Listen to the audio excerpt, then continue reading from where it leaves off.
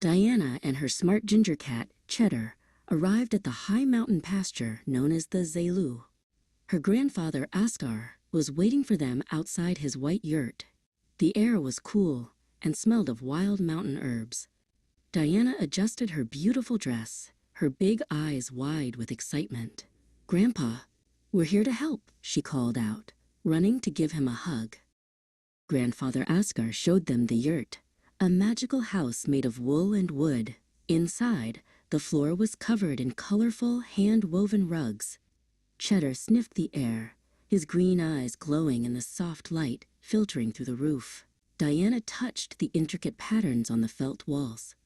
"It's so cozy, Grandpa," she whispered as Cheddar explored every corner of their new home.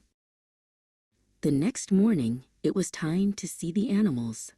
Thousands of white sheep moved across the hills like fluffy clouds drifting over the grass. Grandfather Askar handed Diana a small wooden staff.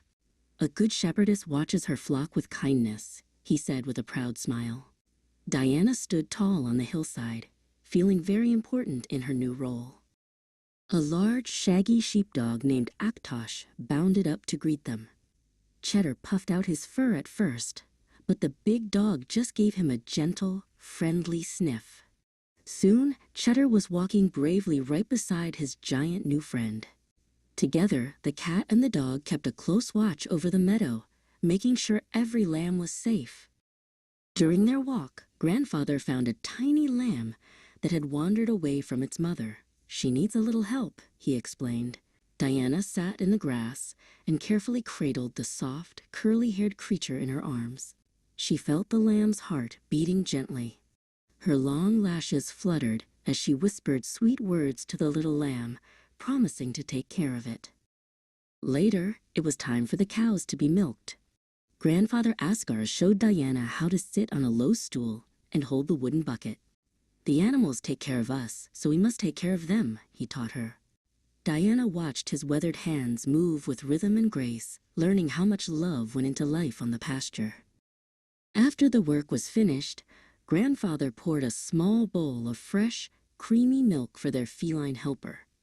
Cheddar purred so loudly it sounded like a tiny motor. Diana laughed and stroked his soft ginger fur.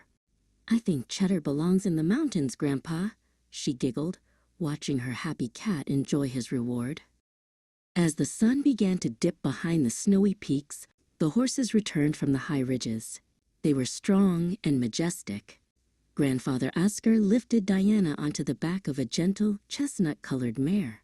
"A horse gives you wings," he told her. Diana gripped the mane and felt the cool wind in her hair, feeling like she could fly. While Diana was riding, Cheddar went on his own adventure in the tall grass. He suddenly found himself nose to nose with a chubby marmot standing on its hind legs. They stared at each other for a long moment, whiskers twitching in the evening air. The marmot let out a sharp, high-pitched whistle and disappeared into its burrow, leaving a very surprised cat behind. That night, the sky turned into a velvet blanket filled with millions of twinkling stars. Diana and Grandfather Askar sat by a small, glowing fire outside the yurt. "The Zelu is a place of magic, isn't it?" Grandfather asked. Diana nodded, leaning her head against him. She and Cheddar had discovered that the best adventures are the ones shared with family and nature.